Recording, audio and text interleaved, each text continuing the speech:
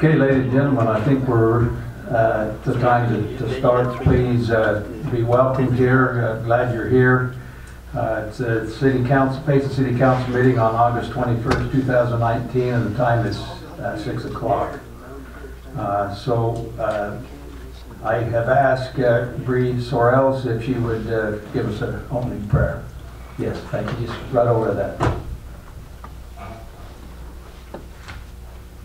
Dear kind Heavenly Father, we're so very grateful for the chance we have to come together at this time and be able to speak about Payson City and all the improvements that can be done and all the great things that are happening here. We're grateful for our leaders and grateful for the time they spent here working on our city, and we ask that we'll all be able to work together and be able to understand each other. And we say these things in the name of Jesus Christ, amen. Thank you, Bree.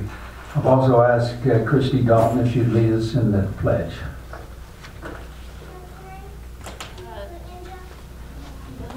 Just right over there. It's okay. We're informal. Please stand and repeat the Pledge of Allegiance. I pledge allegiance to the flag of the United States of America and to the republic for which it stands, one nation under God, indivisible, with liberty and justice for all. Thank you, Christy. I gave those ladies about 2 minutes notice, so I appreciate it very much that you were willing to do that. We'll go ahead and go on to B, the consent agenda. Number 1, approval of the August 7th, 2019 special city council meeting. Number 2, approval of the August 7th, 2019 regular city council meeting. And ordinance number 3 is a zone change for the Wacara Development LC property. Do I have a motion on the consent agenda? I move that we accept the consent agenda as it is. I'll second that. Okay, sounds like we have a motion and a second. Calls for a roll call vote, starting with Councilwoman Hyde. Aye. Aye. Aye. Okay, motion carries unanimously. We'll go on to C, petitions. This is the public forum. Anyone can speak on items that are not on the agenda. So please try and limit your comments to 3 minutes. So we'll go to that point. We'll open a public forum. Come on, go. Oh, go ahead. It might take a while. Go ahead. Well, mine won't take long. Okay. Good evening. For the record, my name is Ken Nielsen. I'm here at the request of the People Preserving Petite, an organization I've come to grow and know and love really well in the recent past. I'm now the president of PPP and am enjoying my association there with that organization. And I also serve as a tour guide on Tuesday mornings.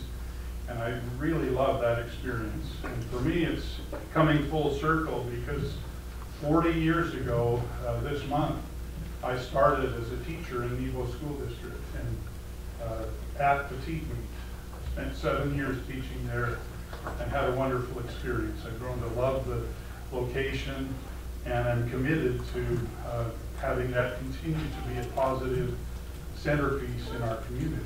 So. That's what we're all about with PPP. Our trustees and volunteers have asked that I share a brief letter tonight expressing a few feelings and thoughts about Petite Museum specifically. Dear City Representatives, we wish to make an observation following an article in the Payson Chronicle of June 26, 2019, reporting on Councilwoman Linda Carter's comments about the allocation of park tax grants in 2019 and her commitment to make available park tax funds in 2020 for the upgrades to the bathrooms at the Gladstone Golf Course. We wish to invite each of our city representatives to the Petite Museum during the open house on Onion Days, Sunday and Monday, to inspect our bathrooms. Just a note there, the bathrooms are the same as they were 40 years ago when I started teaching there. They were built in the 1950s for elementary grade school children. There have been no improvements made since. There's absolutely no privacy in the boys' bathroom, and a shower curtain provides a little privacy in the girls'. This is an amazing building with a first-class museum containing many early Payson treasures. We have visitors from all over the world, all over our country and our state, who are amazed at the museum's contents and the availability of volunteers to show them the museum. We are also the Visitors Information Center for Payson, and thousands come each year for tourist information. We are embarrassed to direct people to the bathrooms, which we have to do quite frequently. Our major fundraiser this year, the Great Petite Museum Duck Race, is the first step in our goal to upgrade that part of the building. We will be applying for a park tax grant next year to finalize funding or to continue the funding for this project and to gain this upgrade. The building will never reach its full potential without bathroom upgrades. Yours sincerely, and it's signed by our executive team for PPP. We thank you for all that the Payson City does. Brian Hewlett's been a steadfast supporter and help as you've met with us recently. Janine Dean does wonderful work with us there on site at the museum. We don't want to communicate in any way anything negative. We love Payson City. We love what you leaders have done for us. And we look forward to a long future of providing service and interaction with the visitors who come to see us there. So thank you very much. Thank you, Ken, for bringing that to our attention. Hey, can I ask a quick question while you're up there? You bet. I'm always curious, like how many people actually go through on tours? Do we have a lot? It varies dramatically. Sure, summer I would guess there's a lot more. So in the summer, we typically have more than during the school year, except when schools schedule field trips there, which happens on occasion. And I don't know what prompts it, but some days Everybody comes in. we're going nonstop. It's probably when nobody's there. Other days we do have some days with no visitors at all.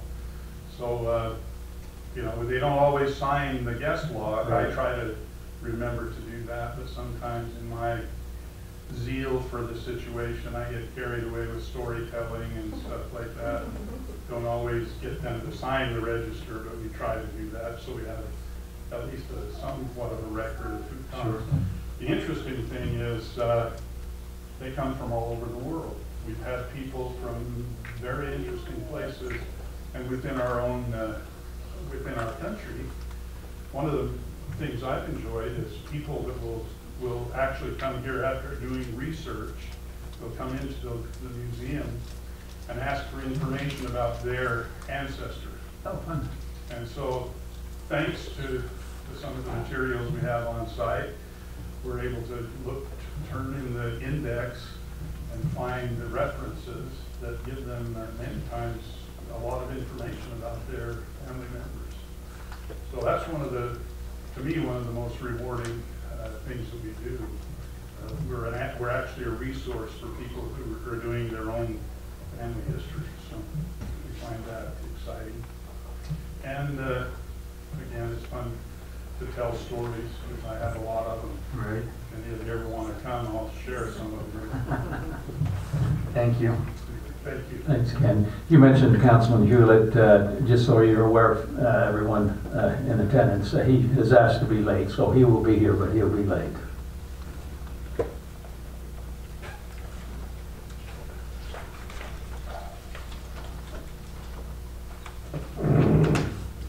Well, thanks for all coming tonight. I'm the troublemaker in town. My name is Christy Dalton for the city recorder. So we've all beat the dead horse to death about the Spring Lake crossing guard that needs to happen. And we're here tonight to ask you, what's the next step? What happens now? What are your answers? Are there any answers? And yes, it's my fault we're on the news, so. That's give it to okay. me. I got to be on the news, so, you know, Yeah. I get some bragging rights. Yeah. We feel like us as citizens and parents of students there have kind of hit a brick wall. I came here in February and there's been a traffic study done, kind of. I saw the guy asleep in his car a few times. I can reassure you there was more than that done. And we as citizens aren't informed about that we need to know what's happening. These kids are walking in a dangerous situation, whether there's something done or not. There has to be, there needs to be action, and complacency doesn't work anymore. And there's 200 homes being built over there behind Spring Lake, and it's going to get busier. There's going to be more kids. There's going to be more cars. And I guess my 3 minutes are kind of up. Okay, well, we appreciate you being here. Oh, and my daughter has something to say. Oh, okay. Come on up, daughter.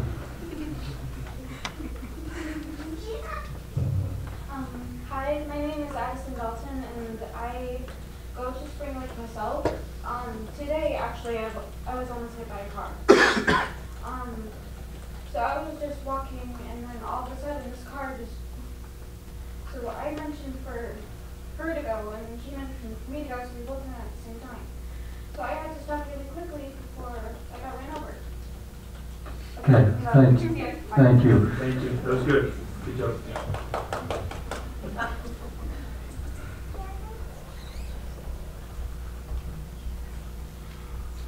Diane called. I was almost hit Monday morning walking my second grader. As you can tell, I am not small. Pretty easy to see. I love her name, by the way. And thank you. I was 3 or 4 stripes into the crosswalk heading to school. And by the grace of God, I was not hit. I have a number of chronic illnesses that if I were in a car accident, I would be laid out for more than a year. I'm upset because I know this has been going on since February. I'm upset because I'm new. I moved in September being told this was a fantastic city. April, I saw on the webpage that we are in the top 20 safest cities in the state. I don't believe that. I saw more care being taken care of with my children. I have 7 of them. 5 are now voting age. I saw more care taken with my children in Spanish Fork at a 3-way cross on 4th North and Highway 51.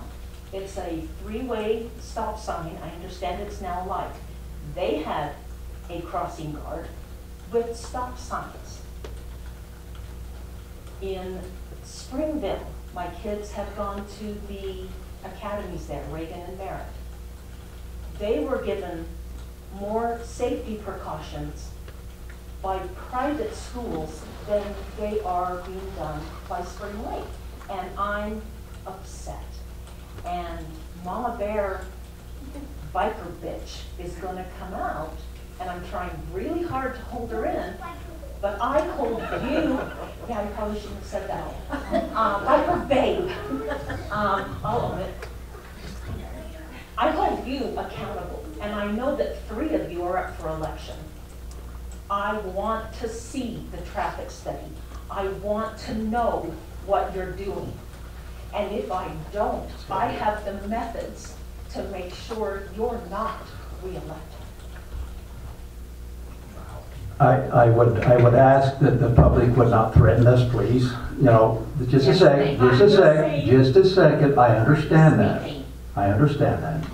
I understand that, but we are very concerned as well. I'll go back so it's on the mic. Prove it. Show us. So I have a question. For me? No. Wilson Elementary has their teachers go out there and do that. How come your school isn't doing that?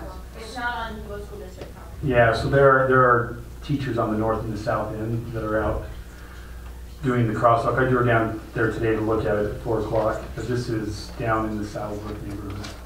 Oh, So a long it's ways not, away. well, it's not a long ways away, but it's not on school property. Okay. It's on 500 west in Saddlebrook. Okay, my name is Bree Sorrells. So yeah, we're talking about Saddlebrook and 500 West. It's a three-way stop. And there's freeway. Intersection, it's a three-way intersection. There's a one stop sign at the T, and then the other ones are going through. There's been lots of ideas of how to help this problem. Three-way stop, a crossing guard, a school light, a school zone light. Maybe even just redirecting traffic or foot traffic somewhere else. These are all options that would help, but the thing that's going to help the most change this is going to have a sidewalk installed. There's no sidewalk on this one side of the road. So kids are in the road. Kids are riding their bikes in the road. Kids are riding their scooters. These are kids, so they're not staying to the side. My first couple weeks here at Spring Lake, when we moved there, I was terrified to drive down that street because these 10-year-old kids would swerve without even knowing there was a car next to them. So it is really terrifying for the driver as well. So a sidewalk needs to be installed. If you have a three-way stop, if you install the stop signs, that's going to help. They'll still be in the road. Without that sidewalk, they're going to still be in that road. So I ask that the sidewalk is installed no matter what, and a three-way stop would be great, a crossing guard would be great. There's lots of things we can do to help the situation right now. We could just go paint that curb today, and that's going to help for tomorrow. Painting that curb, because people park along that curb and there's blind spots everywhere. People come around the curb and they don't even see people crossing.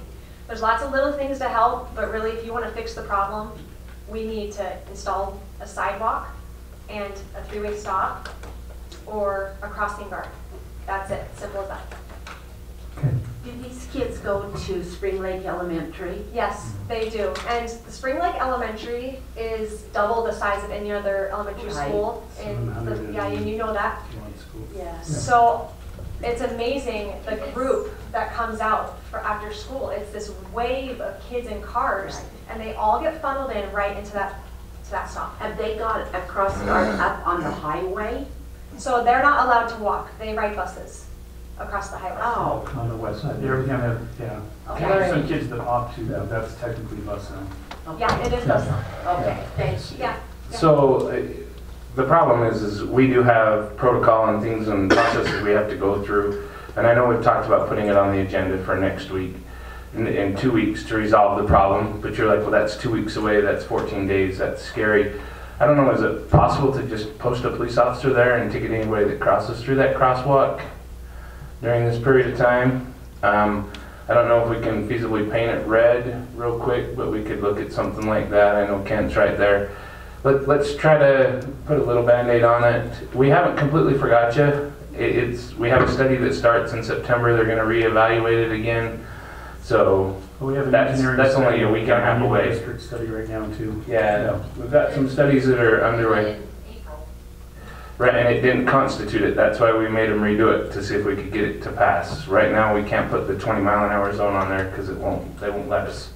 So we're trying to figure out other ways to solve this problem. So would that suffice? Can we spare an officer for that long?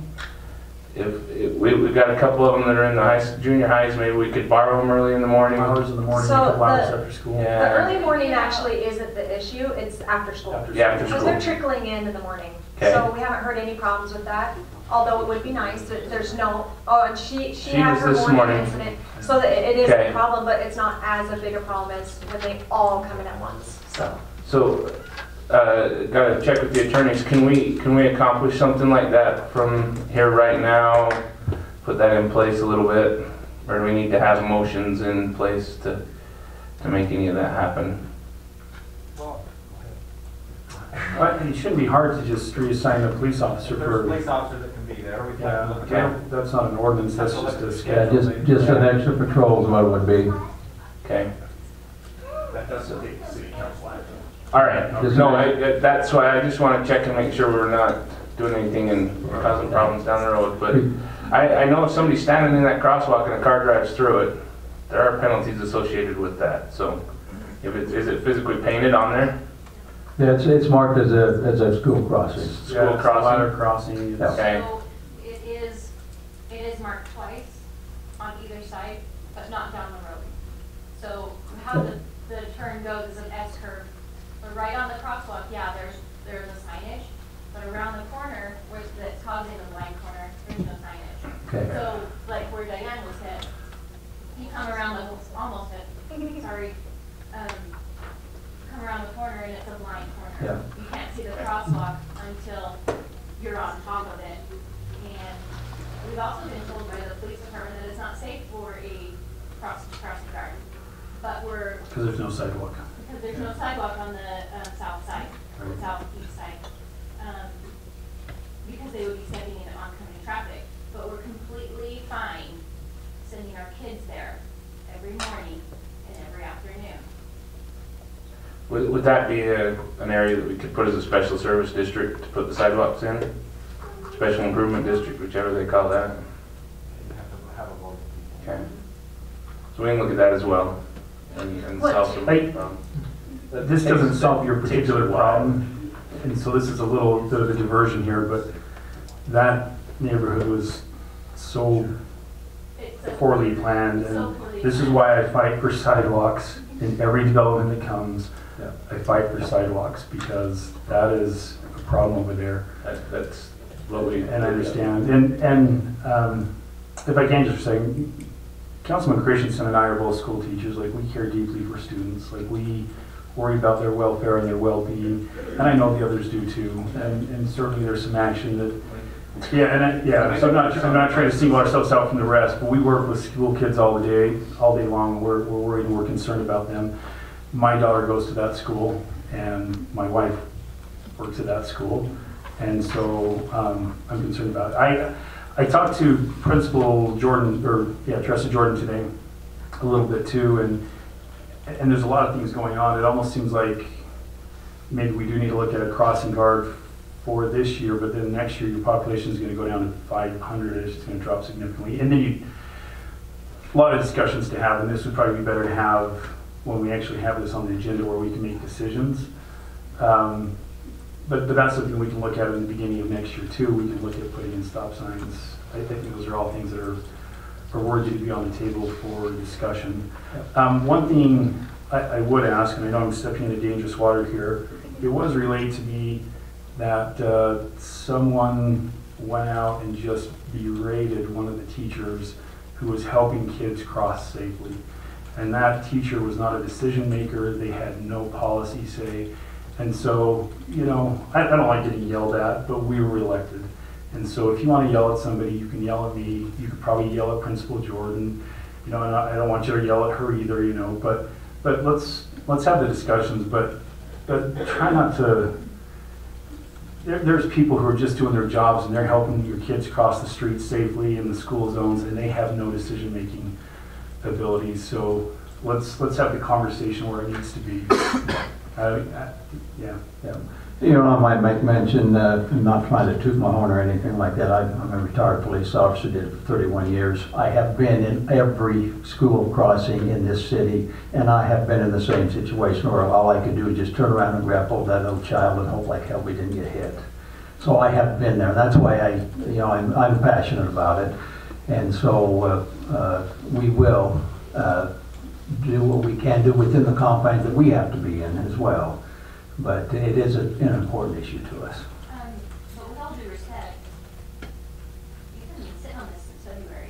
Well, in all due respect, we've got this, and we went to a substantial cost to do that. Just a sec, we deal with hundreds of different things. Not that this isn't important. I just ask Bree, if, you know, we need to be reminded from time to time, and don't just all of a sudden jump on us when it's, you know, convenient, but we need to have some heads up. I have no problem with people coming up to me in the street and say, hey, what about this, what about that? I would love to have that. And then if we're not doing anything, as I told Bree, well, I'll tell you, if we did something, I'll tell you that as well too. But we're not the enemy, and we will work towards a goal that will hopefully make it safe. But we can't guarantee anybody's individual safety, but we can make a situation better than it is. So a short-term mandate is get the stripes painted? Short term Well, is, I think the short term was for the next 2 weeks. Right. We do that, and then in the discussion at the next city council, like we can't vote on anything that hasn't been noticed. So yeah, long term, we'll probably have a more lengthy discussion about the options next city council meeting, and then I don't know if we'll do a work session or just a discussion like this and see if we can come up to the best solutions that are more of a long term solution to keep the kids safe. Because there are a lot of kids traveling there. There's a lot of traffic. The curve in the road is horrible. It doesn't lend itself to safe.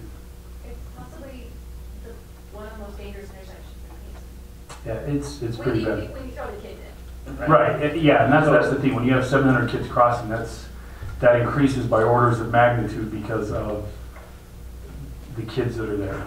And I want you guys to know that we're not against you either. We Good. just feel that our hands are tight.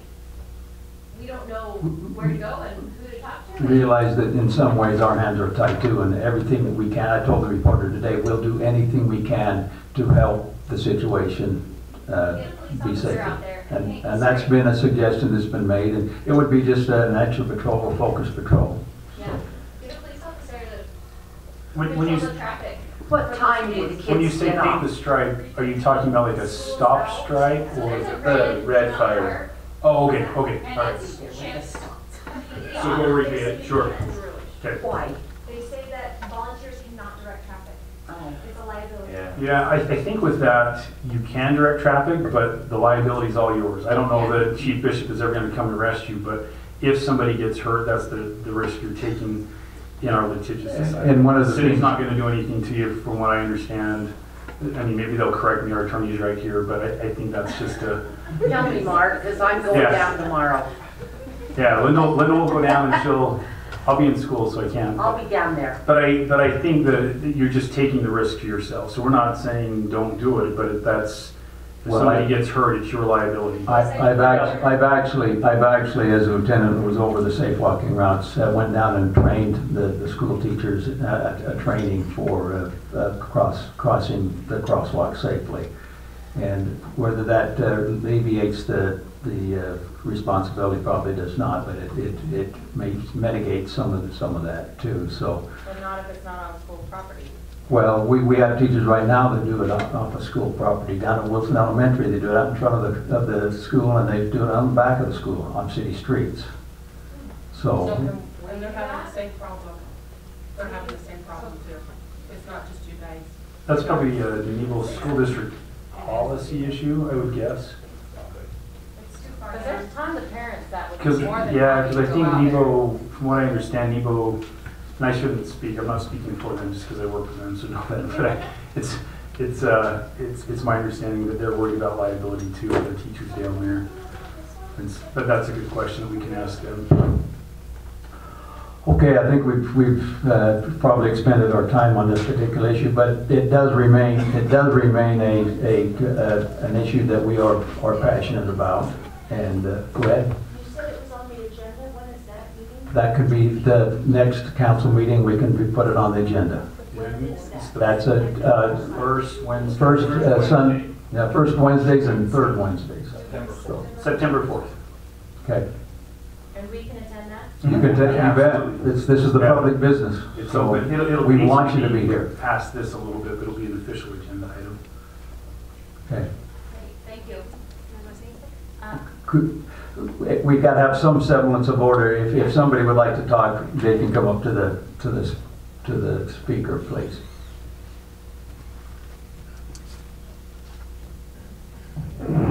Hi, My Honey, can you tell us your name? My name is Paige. Okay.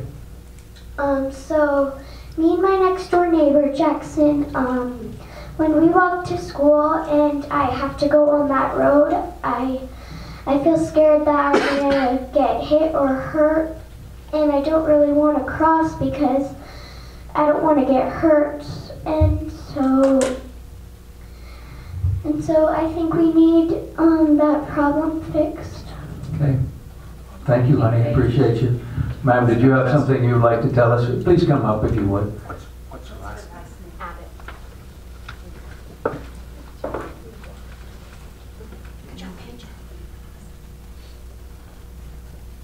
Hi, my name is Brenda Beddoes, and I have 2 grandchildren in that school that go to that crosswalk, or that route every day. My thought was, I've heard a lot of different solutions. We could do this, we could do that. And one of my thoughts was, does it have to go up for a vote to have in that area? Would it help visibility for cars coming through there if there was no parking signs during a certain time, those 2 times a day? That's something we can take a look at, certainly can. Is parking an issue though? I haven't heard that. Okay. And we had a neighborhood resident reached out and said, hey, I'm gonna do my part to make sure my cars are there, which I appreciate, like positive reach out to other people as well. So that's really neat. And by the way, to the 2 young people, I coach debate and I'm things like that, and I love civic engagement. You know, sometimes it's rough, sometimes it's easy, but to get up and say what you think, that's a great asset to the city or any community that you live in. Sir, Just really brief, just to answer your question as to why parking's an issue. would you identify yourself, please? I'm Joshua Call, Thanks, Joshua. and in that particular area, it's a relatively sharp corner, and with cars parked right there, it blocks both pedestrians' view and oncoming traffic view. Even if you're being careful, you can't tell if there's somebody in the crosswalk until you're to the crosswalk. I just hadn't heard that. So that's the answer to your question. One of the elements of the. Thank you, sir. Appreciate your comment. Okay, anyone else would like to come and speak to us either on this subject or another one? Okay, we appreciate you being here. We really do. It's a public's business and we're very welcome. So we'll go ahead and close the public forum. Then we'll go on to staff reports, if there's any staff that would like to report to us.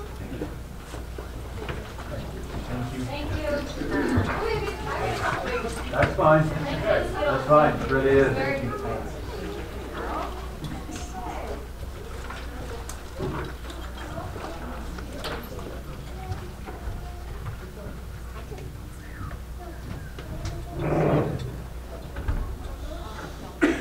Hello, Mayor. He left. Hello, Council.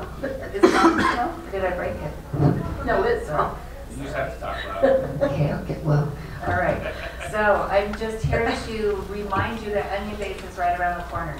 So I'm not that any of you forgot, but I'm just excited.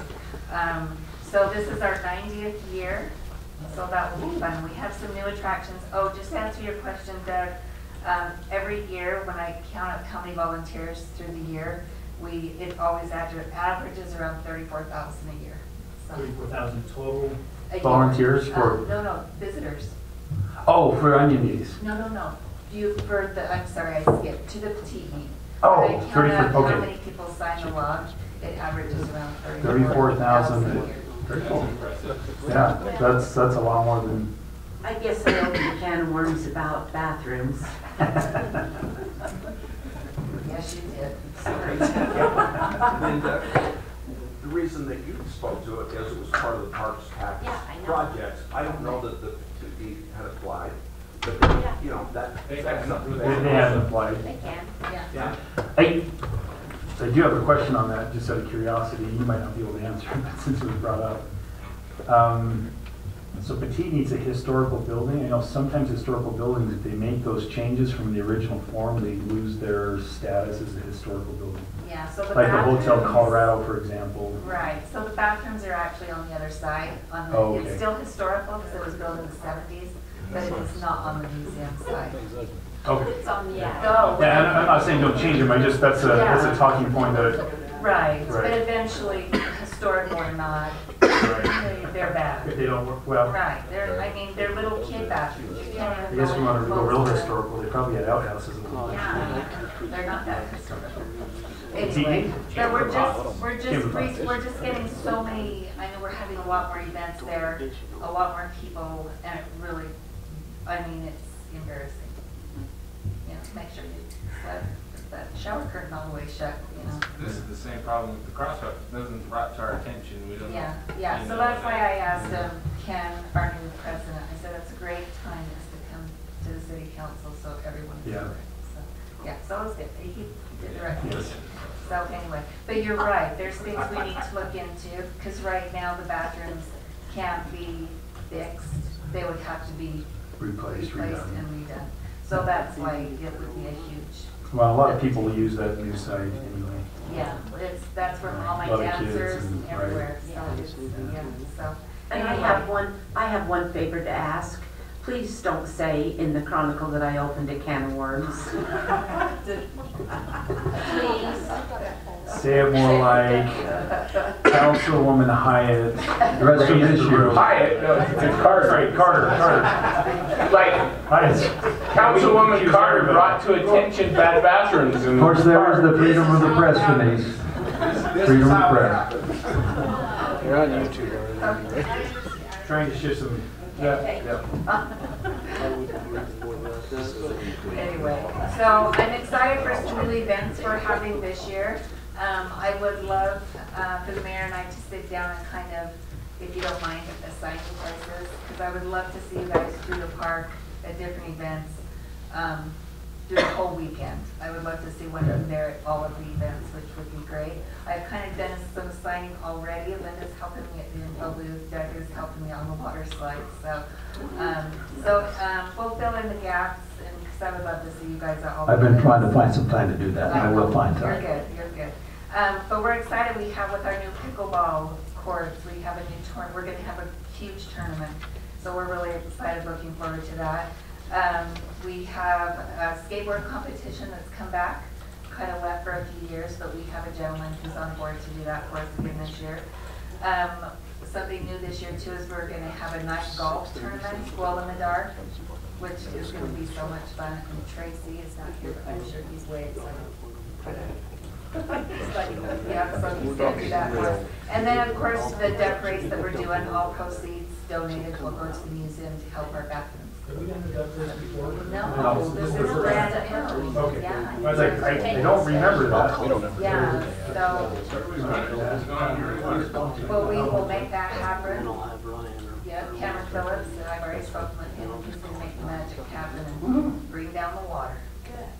So it'll be fun. So we have a secret location that I cannot reveal where they will be dumped. And then they will come through Memorial Park, and they'll end just kind of by the rock wall there. We'll have some pennant flags and a big sign that says finish line, and we'll have the park crew jump in and hopefully grab 4 that look like they're in first place. We're hoping that all goes well, since it's being our first race. So they're little plastic ones. So yes, you each need to come and buy 5. I forgot that part. So Can I modify mine so it's streamlined and floats faster? Can we buy that from you now? No? You have to get them. Yeah, so it's tea. And then we're also selling them at the park during Onion Day. So, yeah, so all proceeds go to the museum, the donation. Oh, were you all good? Yep, thanks, Janine. Appreciate you. Any other staff would like to take advantage? Oh, okay, Dave. Better just update you about tomorrow. So we're having kind of an employee appreciation day. But tomorrow morning we're doing some service projects. I was going to say fundraisers. We're doing service projects. I'm thinking of the duck race. So we're going to be planting some flowers down there on the sign on Main Street. We're going to pull some weeds on the historic Main Street, and we're going to put some new bark on the curbing in front of the park, View Elementary. Where do you need the most help? I don't know, we can always use people to spread the bark. Kent's going to have some crews there, pulling weeds on. I think we have the flowers taken care of. I think there's some people who are going to be at the flowers, planting those, but what, go ahead. We should have done planted flowers in the spring and cleaned up that sign. I'm Well, kind of embarrassed to think we're doing those it. flowers will be okay. They're being Well, donated. I know, but why haven't we done that? I know exactly what you're saying. We're also going to have a luncheon from 12:30 to 2 at the Kiwanis Park. We'd love to have you, many of you that could break away. I know some of your school teachers, but we'll have a luncheon there. And then from 4 o'clock to 7, the pool will be open for any employee, council, family, grandkids. And that'll be from 4 to 7. There will be pizza out of the concession stand for you to have. So there's kind of 3 different events throughout the day. We are going to close down the office for that hour and a half to let everybody go enjoy the luncheon and toward the end so they can go to the pool. So we posted that and tried to get the word out, but we would love to have you guys involved in any part you can. And if you can't, we understand. I know school is in full play and maybe jobs keep you away from doing that, but hopefully we get some good work to help the parks for the getting ready for Onion Days. And it starts at 7 in the morning. Some people are coming at 7. Some, I think the ones that are doing the flowers are coming at 9. But any time throughout there, as soon as we'd love to use your help anytime. And then please come to the luncheon if you can. And you wanted us to serve. You can help you can serve, you can help cook. I know the fire people are going to cook the chicken. We have corn on the cob and mashed potatoes, or not mashed potatoes, baked potatoes. And a cake of some sort. I think we can do a few games too. So we're just trying to tell the employees thanks. And this year we're doing it before Onion Days instead of after. So hopefully we can spruce up the areas for the celebration. Ken, did you have me a Diet Coke? We'll take care For of me it. to have later, I'll since I have have- supplied to you We'll in the handle past. it. How many ice cubes would you like? I just want a Diet Coke. Good. All right, I'll be there at 7. Kim, go ahead. You got your marching orders there. Mayor and council, we finalized the candidacy filing yesterday at 5 o'clock with 6 candidates. We then had a candidate orientation at 6 and went over some key election items. Andrew with the chamber was there and she announced that there'll be 2 meet the candidate nights on September 17th and October 22nd. Josh Daniels with the Utah County Clerk's Office was there and he discussed ranked choice voting. The candidates are listed on our Payson City website, and a notice has been sent to the Chronicle that will publish on August 28th and September 4th. So candidates will start putting up election signs throughout the city, and staff has been notified to remove any illegally placed signs and any signs creating a safety hazard or abusing. And they will Thanks, bring Kim. here to the city offices and can be picked up by the candidates that are used in appropriate places. They're not just throwing away or anything. Question about ranked choice voting. What ways are you reaching out to the public to explain how that works? The state is, where can someone go? So the state is working on a campaign for ranked choice voting. Okay. So they're working on a video that will be posted on social media and on the city website. And then they're working on some printed information that will possibly go out in the ballots. We're still working with the county, but it will go out in our newsletter, and there's some websites that the residents can go to. Okay, all right, thank you. Thanks, Kim. They'll also have a booth again at Onion Days. Right up in the paper, you do too, though. I think we can count on that. Yeah, there'll be a lot of things coming out. I think, yeah. If you do it too soon, everybody will forget, so I think it'll be a little bit closer. One quick question on that. Are they mail-in ballots? We're still mail-in ballots, but ranked choice. Okay. Any other staff would like to take advantage of the time? If not, we'll go ahead and open up to council reports. Who wants to start? Start with you. Okay, well, I had a lot to say about the crosswalk, but I think we covered all of that out of order. But one thing I did notice, somebody had posted on Facebook that the weeds looked really tall on Arrowhead Trail, and you drive down and right at Salem City's property line, the weeds are mowed. So if we could mow our end of that, it would look really nice, I think. Their road looks horrible. Oh, I know. I know. I just didn't want to throw anybody under the bus. Their side looks great. Their road is garbage. But our road is really, really nice. Our road's really nice. It truly is. It's one of the nicest roads we have in town, bar none. But yeah. Right. So anyway, if we could get that mowed, yeah, it was kind of a stressful meeting so far. So I forgot everything else, but I did remember the lawn mowing. Councilman, I'll send the owner a nuisance abatement. He's joking. Payson City. Payson City. That's why I asked him to mow it. So can we have the ones like that are down in the industrial park? So they've got those big prickly weeds that are actually against the law. They're they're like this tall. The business park. Yeah, I think we need to be sending out to those people because they need to be cut down. Okay. Yeah, we'll send them over. Sorry, this is kind of a downer meeting. Sorry. I think Utah Avenue looks amazing, and I appreciate the hard work the road did on that. There you go. I don't have to go like this. Oh, but I have one thing. You gotta wait your turn. Yeah, wait your turn. So, Go. right there on Utah Avenue, as you come to the stoplight, people park in front of that beauty shop. I don't know what we do. Do we put no parking at any time? Because I saw somebody like, well, I've seen it several times. They're trying to swerve to miss it. Here's coming a car. It's not working because some of it's red curved and it's just. Yeah, they're just parking there. They just. And it's constant. It's every day.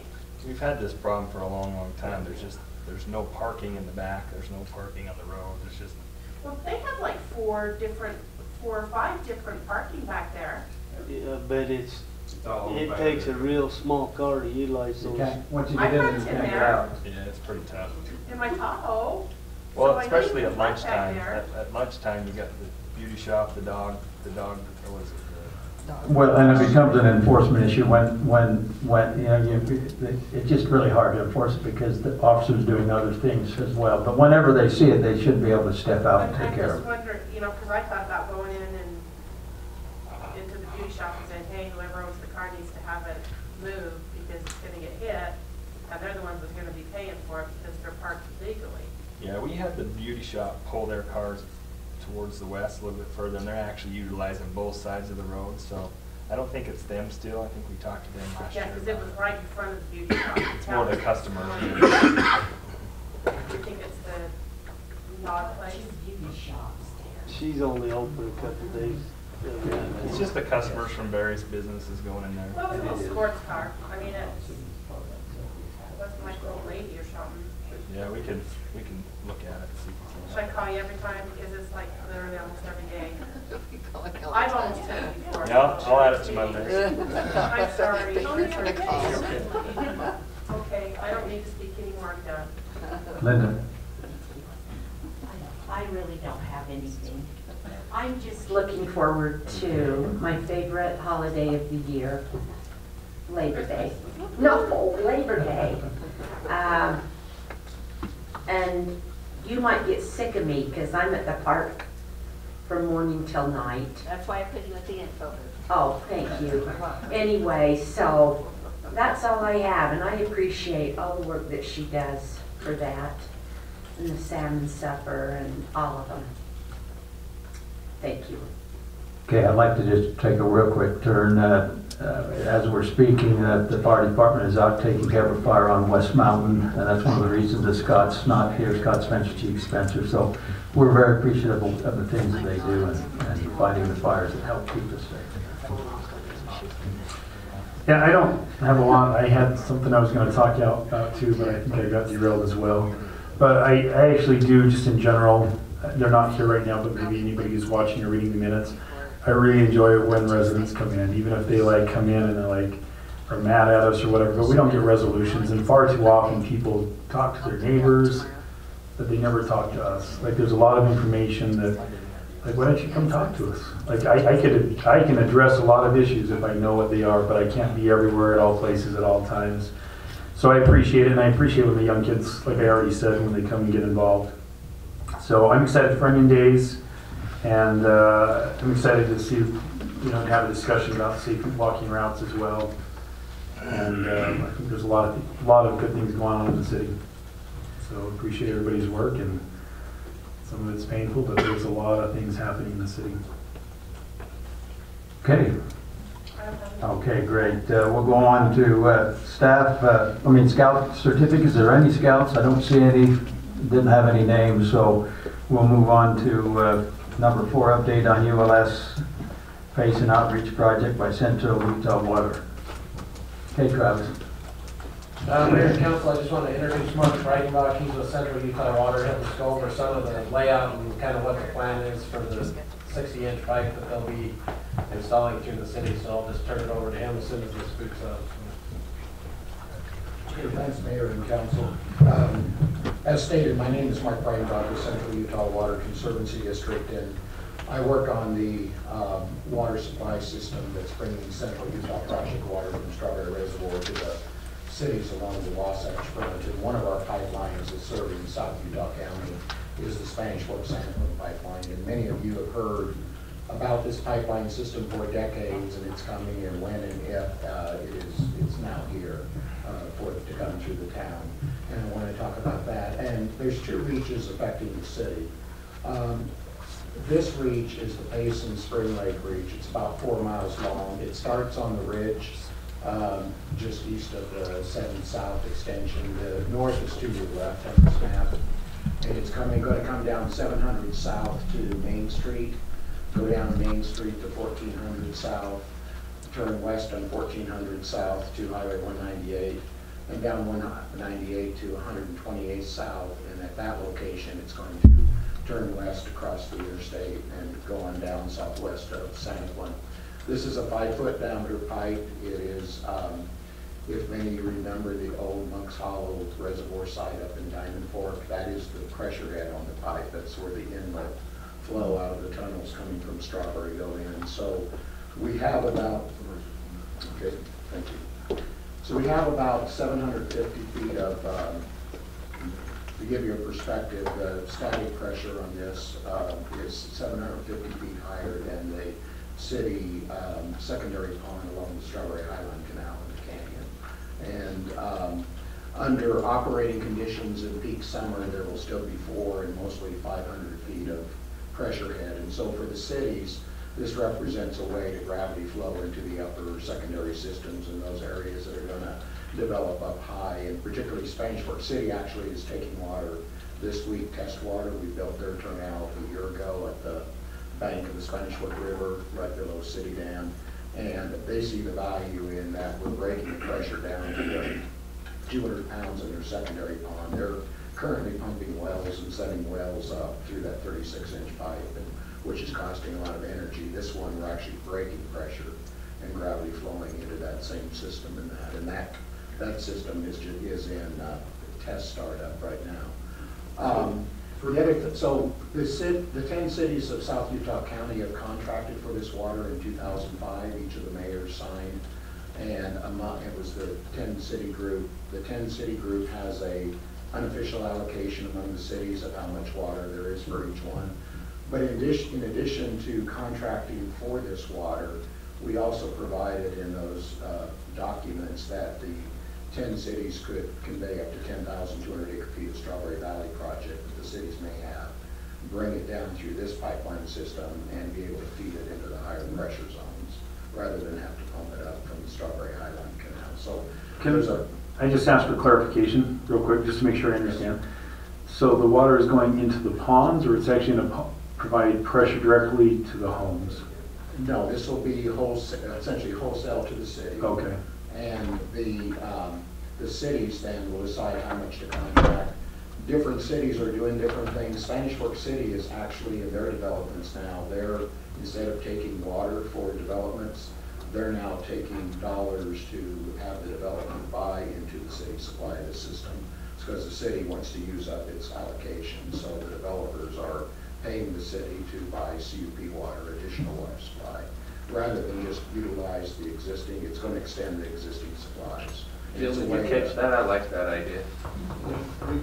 We're discussing among the cities, and at this point, it hasn't reached us yet, so we can't set up the agreement that Spanish Fork has. But we have anticipated that. We've had 4 or 5 meetings some time ago regarding taking this, how to take it, and when it gets here, I think we're ready to move forward with it. The other thing, there's a period of time, we are finishing up Powerhouse Road. We're actually widening the west part of the road to a 30-foot wide road. We're going to be striping it on Friday. The construction is to 800 South Powerhouse Road right now. The segment that's going to start right after Labor Day that will affect the city is from Salem Canal Road from Elk Ridge Drive to the top of the hill here, which does cross Goose Nest and enter into the city. Is going to be under construction by Whitaker Construction. That was bid out in April. On Salem Canal Road, because of the orchards and that, they're going to wait till November 1st to be installing this 5-foot diameter pipe down the road. We're going to widen the county road to the full 24-foot standard. It's mostly being widened 2 to 3 feet on the north, and then where the Salem Canal is located, that's all being undergrounded into HDPE pipe this November. And we're going to put a 10-foot shoulder on the widened Salem Canal Road where the canal was. And there's some discussions, and Jill's been involved. Salem City is planning to put a trail all the way through town. BYU is planning a trail to the east that'll connect this to the Spanish Fork River trails. As part of that, it's county jurisdiction out there. It's not Payson City, although there's some additions that are close. But there is some discussion that we're going to be paving the widened road here in spring, early summer. I've completed that project. And it's not much more money to pave the 10-foot shoulder. So, and there's some, apparently some trail money that could be involved if the 3 cities are involved. So, and I've got a cross-section here at the end. I've got about 5 slides that I just kind of wanted to touch on. But basically, that one is bid out. We were going to be building to the east back to Powerhouse Road, but Salem City has a lot of improvements they want to get into the project and pay for, and in one case even relocate Salem Canal Road Street to a different location through town to better it. So there's some design considerations they want that's taking some time, which gets into right away. So we're going to jump over and likely bid this one out. I delivered to Travis both electronic copies and 3 copies of our 30% drawings here, which lay out, and I've got a couple slides from it. But in going through this, I'm going to be working with the staff here this fall to go through the utilities and where the pipe's going to be coming through town and what benefits there are for the city. So we're building this, but there's still a segment we're going to be building to the east to connect back to Powerhouse Road. Can you tell me again exactly where it's going to go? It's going to come from the canal road. Yeah, let me go down this. Because I have a hard time. I Okay. can't see the This- list. This is 7 South to Main Street. North is to the left. Okay. Okay. This fall, and this is where they're going to start construction, is up on the ridge over to Goose Nest. And this location here, if you know where Phil Staley is, has the alfalfa field. It's coming across the north edge of the alfalfa field. Okay. It's coming down the north side of Salem Canal Road, where the canal is now that we're undergrounding. When you get to Darrell Staley's house, it's passing just northwest of Darrell Staley's house, coming up the slope across the alfalfa field of Phil Staley. And then it's coming across the north edge of the Staley properties across here. Yeah. Yeah, P-Mount. So I get that one, but so there's a siphon across the Highline Canal at 700 east and 500 south. We're going to be building an O&M road on the USA land from that location that's going to go up here and across, so we will have access for the construction here. That work's all be, like I said, being done out of Whitaker Construction. This part we're designing now, we're gonna be working with the city. The part down on 198 will be UDOT. And maybe go on to the next drawing. Can I ask on the Highway 198? Yes. It starts where and goes to where? It'll come off 1400 South. It'll be out in the road in the first part until we clear out of the town, and then going down the west shoulder all the way to 128. Okay. South. Going towards Spring Lake. Towards Spring Lake, across Spring Lake. I see opportunities every chance I get, and that one caught my eye. If we're running what kind of a path are we running over there? Could we open 700 South up to go up over that mountain and alleviate some of that little traffic there? Food for thought. Let me say this. The 700 South the Strawberry Highland was thought to be owned by the USA across there. In 1887, the streets were patented from the USA, but when the 1915, when the canal went through, they bought up the plots and they bought out some of the Page Farms land, but they didn't buy out the street. So the old 700 South Street does extend up across the Highline Canal, and I've got a title report. It's in the name of Mayor Finlayson from 1887, so it is Payson City. Now, when Canyon Cove Estates was approved, the city closed the street off, so that grass area extension is now owned by Guy Nelson and his wife. So he owns where the road was. So there's a missing link there, but yeah, with a little bit of research and possibly we could make it go through. The rest of it across, the only thing you have is grade. The Highline Canal is very steep. On the other side, I haven't looked at the grade there. I looked at coming up with an O&M road on the other side. It was about a 22% slope. And that's why we're going to build an O&M road coming across the side from the northwest corner of P Mountain and going up there. 22% grade works really good for sleigh riding. I got you. That's all I need is numbers like that. All I need is have to entertain those kind of crazy thoughts. No, I literally, I drop off to Hobble Creek, the local landowner there in the bottom of Hobble Creek, actually built a little pulley up, and he skis in the wintertime down our line. Just to clarify, where will this pipeline come into SR 198? Will it be at 1400? 1400 South. So that's where it'll come, and then it'll go south from there. Go south in the road. Now, when we go down the city streets, we, and I'll show you a photo so you know what the work looks like. We typically, because of wear and tear on the streets, and quite often there's some subgrade problems in that, we tend to mill the entire street. When we're done, we don't just patch the trench of the pipe. We'll go through and mill the entire street. When we get onto the state highways, we typically will, the state highways are built fairly well and are made to hold up. We go to the closest travel lane, whole travel lane, and do a saw cut there and replace. But on the highway, in the first part, what we've done with UDOT is we try to keep 2 lanes of traffic, so if there isn't like a paved shoulder, we will add a paved lane along the state highway. We did this on 89 for a stretch. And then rather than take up the paving, we just leave it, and there's a paved road. We may add some pavement in the first part on Highway 198 going south till we get out into the ditch. How do you get through Lake Dry Creek right there? Dry Creek across the thing there, it's about 11 feet of cover on that box culvert. We can go down and under it, but there our plan is to go to the west side just off of the head wall and actually go over the box culvert with a 5-foot battery pipe and go on through. And that's on the drawing. So, and I invite you, I've got electronic copies that I left with the staff here. I've got 3, I can leave this 4th one here. You're welcome to, I encourage you to read through here to get familiar. Now, in terms of right-of-way, coming through town, I'm going to be working, I assume, with Dave on the right-of-way parts. I'll be getting title reports for every dedicated subdivision plat going down, making sure everything's dedicated to the city. I've got Guy Nelson as one private owner where the city closed when Canyon Cove was dedicated. The other thing I was going to talk about is the color on the bottom is the Mountain Eagle School District.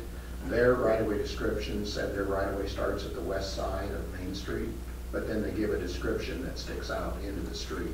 And then farther south, the purple there, and going on to the next sheet, their description goes out past center line. So I'm going to be setting up meetings with the city and Mountain Eagle to either do a boundary line agreement to put the boundary of the city street down the back of the sidewalk. We can survey that, or whether or not we acquire a strip in the name of the city. So it's better to consolidate ownership into the city and then work with the city on the right of way. But we will clean up the rest of this. It looks like all the city right of way is clean. The other two lines on there, this is just the right of way areas. I've got another diagram I'll talk to you on that. Well, if you want to go to the ball field, I can talk about that. You see two lines on here. Our 2004-5 plan was to come down 7 South and go on to Main Street and down Main Street. This is 800 South intersection and go on down. In talking to the staff, this is the vacant lot north of the current ballpark. And there may be some plans on doing a development here. One of the things that's being laid out is parking here that would allow us to go through where the parking is going to be for that development and actually stay out of the 800 South intersection during construction. It would help to keep this intersection open we can clear it and go over. There's a substantial savings to us in doing that, and some things we do with the cities is work through things where we replace old lines. One thing I'm going to have your staff doing is identifying any of the old lines. When we went through Springville, there was a 60-year-old water line that had holes in it, and the water table was up. People had water in their basements, and first thing we did was replace all the way through town the 8-inch line, and the water table dropped, and instead of pumping our trench, we were in the dry. There was that much water leaking out of the city system. One thing already on Main Street, the city has put in a 16-inch pressure irrigation line. And I don't know if you know, but there was a old 6-inch water line in front of the high school on the west side going down. We were actually going to go probably on the east side, but now that the city has put that line in, we went ahead and reimbursed the city to put in a new 12-inch water line to replace that old 6-inch. And that's gone in. We replaced it to 1150. We were going to go a little bit further to where the 6-inch turns into a 12. But the contractor, the way he bid it, was going to charge heavily for that. We will replace the rest of it in this contract and replace the rest of that old 6. Well, one of the things we do with the cities is we work with the staff to try to look at opportunities. Also, you're going to see locations where we have to relocate a utility in the street. And so what we're presenting to the staff is which utility we would propose to relocate to get the pipe down the road. And in talking to the city, if the other utility is something the city would like replaced, we could go in and replace that facility with new facilities and that and adjust our alignment. So the main thing is to look for opportunities, and the cities have various opportunities that we can work with. On this location, we do plan to bid this project out in January, and it takes about 6 months to procure the pipe and that. So we're talking about this time next year for this 4-mile stretch coming through Payson, going down Highway 198. But This time next year? What's that? Sorry, I swear this mic always sounds over there. Yeah. Every time I talk, everybody looks out that way. But the rest of you guys talking, I know, hey, it's you.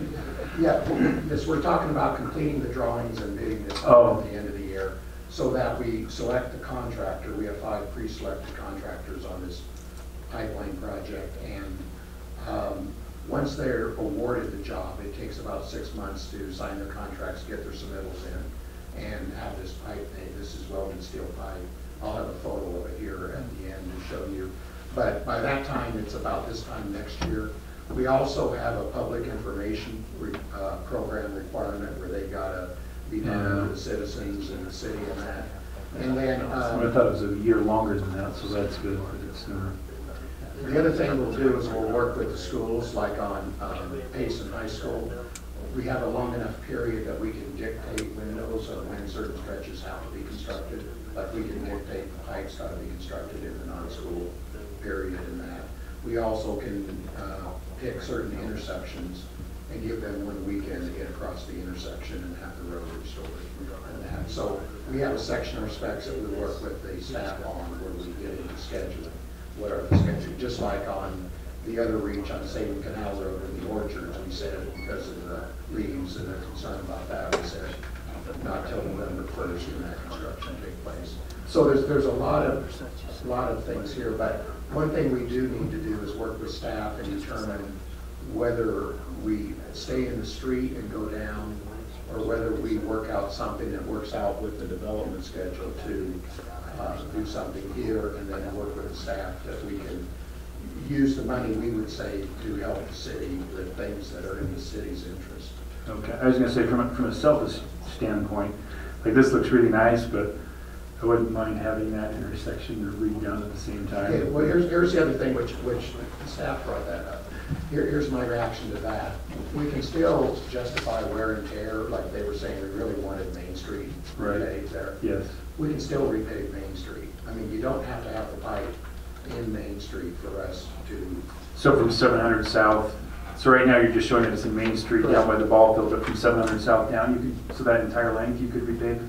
For 700 South, yeah. Okay. I mean, you don't have to have the pipe there for us to put it in our construction contract to do that. And so what we've done, what the staff asked, and you're going to see on the drawings, we have this drawn both ways. We have it shown in the street. They wanted to see what utilities would be affected because this could possibly, it's on, this is the right-of-way part of it. There's the blue route and the pink route. But I can tell you that what you're going to see on the drawings is on, when we stay in the street, we now miss every utility. There's no utility we're taking out. So there's not a full benefit in the street. Right. And it's a question of, do you want the pipe in the street, and as you do future things in the street, you're dealing with the pipe corridor being there, or do you want it in the parking lot? Sure. It's going to be a parking lot out here. You still got the street improved, but you still got the openings in the street for future utilities. And that's what the discussions we need to have. But on this, because of our schedule, I really, in the next month or month and a half, want to work with the city and make a decision with the city of which of these two routes we're doing, type situation. Also, what we do is, as we go through the cities, particularly the sewers, you might go to the next. I've got a couple of actual planning profiles from here. This is, this happens to be Main Street, but one thing we plot on there on the profile in the lower part is the sewers. We get the GIS information from the cities, we get the measure downs from the streets, and we particularly plot sewers in the profile. The reason for that is there are sewer feeds coming in. This pipe can be really disruptive of how existing people get into the sewer and how future homes get into the sewer. And so what we generally do with the cities is we put our pipe down under the sewer, at least a foot below the sewer, so that the city can freely be bringing sewer feeds in. When we went through Springville, the end of our pipe was as deep as 23 feet in the ground as we went down 4 feet. We sized down. Here, as we come down 11 South, we're probably going to have about 11 feet of cover on our pipe going down 7 South. As we go down Main Street, we're probably 8 feet, 9 feet to the top of our pipe as we go down. When we get to, this is the Dry Creek crossing of Main Street. The reason to note it is in talking to Travis, I said we need to start thinking of where the delivery point into the city secondary systems would be. It could come from the north. It looks like potential is to come from the west on Main Street here and bring this back, hook into the pond, reduce pressure, and go up the canyon. But that's one thing we're going to be working with the city is where to deliver. Also, Travis has asked and Dave that we'll return west as we get down to the Santa Quin line at 128 South. There's a lot of open area there that isn't in either city, and no city is really planning the secondary systems, and we're going to cross the freeway. We may build another turnout in that area that could even be shared by Payson and San Juan, assuming there's going to be another secondary system pond up on the hillside. So part of it is getting the cities to, as this system's coming in, plan your entire declaration boundary, not just what is incorporated into the city now, because this is a long-range plan coming in. On the next one, some red on there and here. The thing we're doing to help the staff is in the upper part of the red profile, you see some red lines. What we're doing is helping to identify the staff where we're proposing to relocate utilities in the street to make room for the 60-inch pipe. In many locations, there's the rooms there. We can slice down to put this in. In this case, we're proposing to relocate a storm drain there. We're proposing to take the gas line and put it under the sidewalk and reconstruct the sidewalk in that stretch. And so we're going to move through this with the staff and verify the utilities and what the best thing is to relocate to get the pipe through. And once again, you see the sewers particularly plotted. Now this is the 30% drawings. We will be potholing utilities, and more of the actual elevations of the cross lines are going to be coming on the drawings as we move into the 60% and 95% drawings. What's the next? That's the end of that. Yeah, whatever's next in order. Let's just go down this slide rail. So to give you an idea of what the construction is, the slide rail shoring is typically about 11 feet wide, and we slice down, and then we have the utilities coming across. We highline water services and that as they go on through. But we're able to excavate straight down. So the depth is a matter of excavation, but the trench isn't wider. The deeper you go, doesn't widen the trench, so we can limit our thing. In this case, this was a wintertime picture in a narrow street, and we're able to work jointly and have the landowners get in on both each side. In other locations, we put steel plates across if we were going down a narrow street, so everybody could go down one side and get into their driveways. We also have provisions for limitations on access into people's yards and everything else we do. But this gives you an idea also of the pipe. That's a 60-inch welded steel pipe, cement lined on the inside, mortar coated on the outside that's going in. So it'll give you some idea of when we say the construction of what the actual construction zone looks like. I probably just have just that one. The other thing, in coming back to Salem Canal Road, the thing I talked about there is this is looking west down the north side of Salem Canal Road between Elk Ridge Drive and the city limits. And there's a 24-inch sewer going down the middle of the road. And this actually is the slide rail shoring of where we plan to put our pipe. The Salem Concrete Canal is over here. This road is typically only 20 feet wide. We're going to convert it to an HDPE pipe, but what we're doing is we're going to widen out to 24 feet. As we reconstruct, we're going to reconstruct a concrete pad capable of a road all the way out across to where the canal was. This 10 feet was going to be road base. And all the residents are in favor of a trail. It's people are walking on the street because the canal's right there. I've had to deal with everybody on the right way. Everybody is in favor of not only the street being a little bit wider, but this 10-foot pad area. In talking to with Jill, there's some discussions now of an actual formal trail all the way through in that. And so this work is going to be completed by summer. You're going to see all of this work, the road wide, I'm talking about Salem Canal Road, is going to be done by next summer. And so they're going to be paving in the spring, but one thing we need to talk between the county and the city. If we had bid it, it wouldn't have been much more money. We already have the sub-base all in our contract. We've got the road base in here. It's to replace that road base with 10 more feet of asphalt and paint trail on it type thing. So there's other things as we're doing things that, you know, the cities and others be looking at as opportunities and what we're doing. And actually the irrigation company actually prefers this on top of where their canal is to actually have this pad. So they're they're supportive of that. But the main thing, I don't know if staff has any questions or other comments. The main thing is the construction work is coming to Payson. When it comes to this water, once it becomes operable, and that's a few years out because of the segments in between, there's up to a 10-year deferral that the cities, even when the water is available, the cities can still go 10 more years before they have to take the water they contract for. The price increases, but because from a 50-year repayment, it goes down to a 45 or 40, but at least the start of the payment goes out. But are there any questions? I'm happy at any time if you would like to meet or go out and see things, or even as you look through the drawings, you have questions and would like to go through them, I answer them. I'm happy at any time to answer questions, but I will be working closely with the staff as we move through this.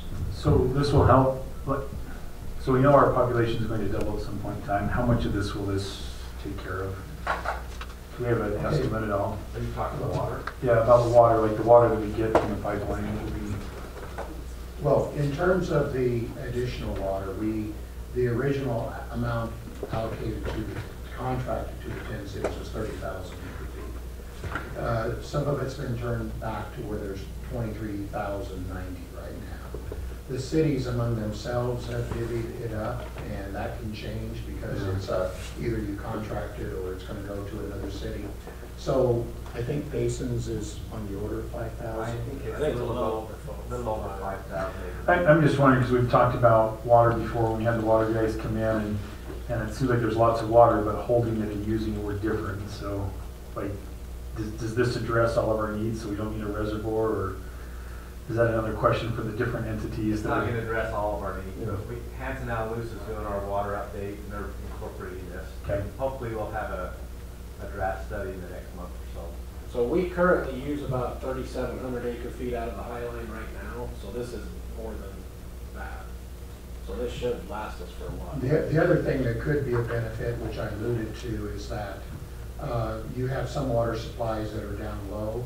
The other thing in this is you have the ability to move your lower water supplies and bring them out of Strawberry through this pipe and bring it into the higher pressure head and get it higher versus having to take a low water supply and pump it up the hillside and that. So in addition to the amount of water, it's moving some supplies up so that they may extend farther. It's a valuable piece of water. Yeah. It's a lot more expensive than what we're paying for with water, so that's why with the water study we need to determine, you know, how we incorporate this, because as Mark said, as soon as it's available to be delivered to the city, then we have to start paying for it. Right. We can defer it, but we have to start paying for that. And our allotment is about $1.7 million a year. Additional money that we're going to have to pay for the water. Now, on this water also, in the agreement that was signed in 2005, our district is paying 35%.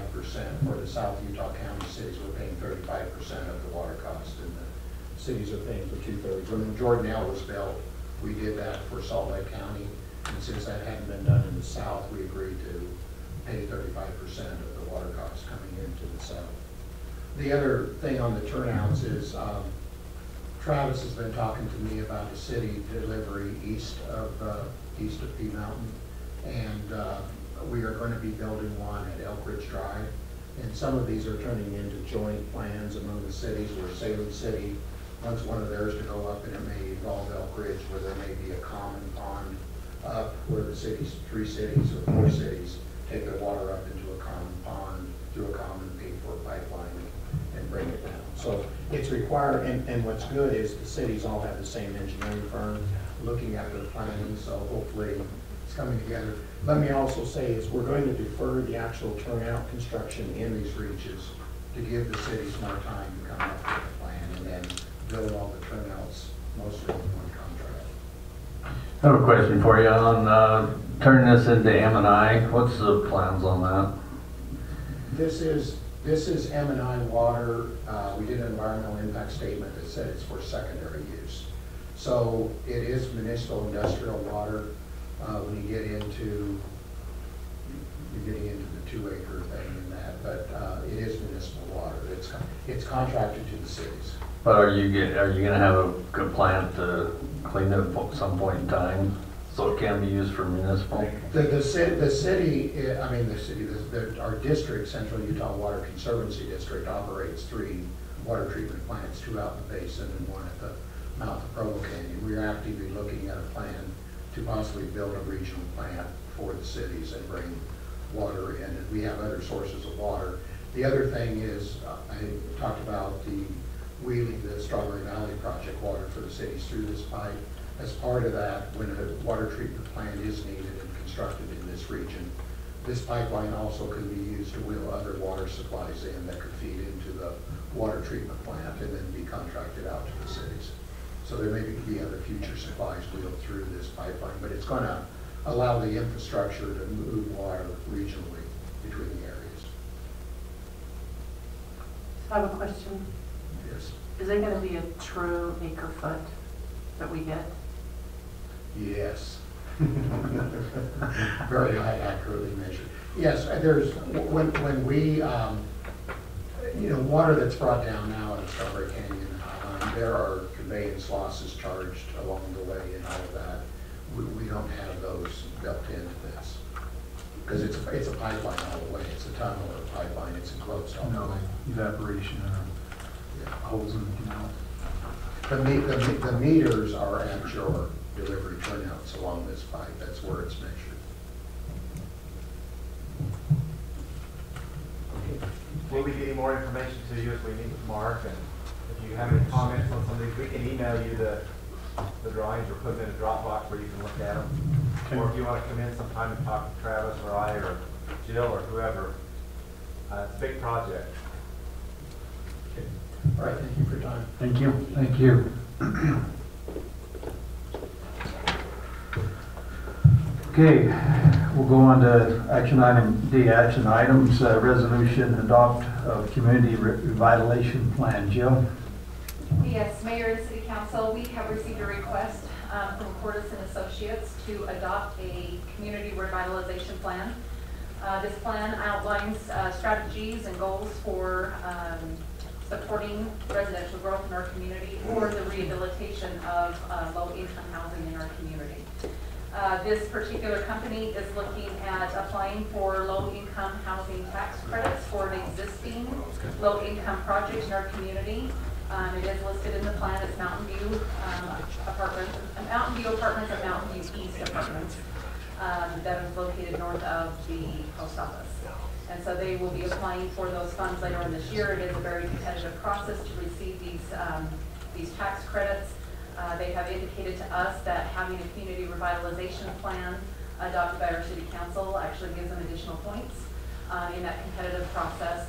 So they put a lot of time and effort into putting some of this demographic information together and a housing plan for our community.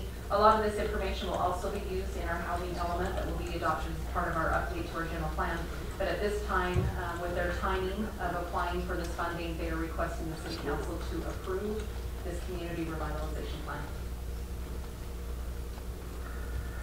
Okay, any council discussion? So on talks about low-income housing, I thought the most recent state data was that it has to be high density, otherwise it doesn't count. Is that true? No. There is a lot. Because I thought they were measuring it strictly not by home volume, but by density in the most recent.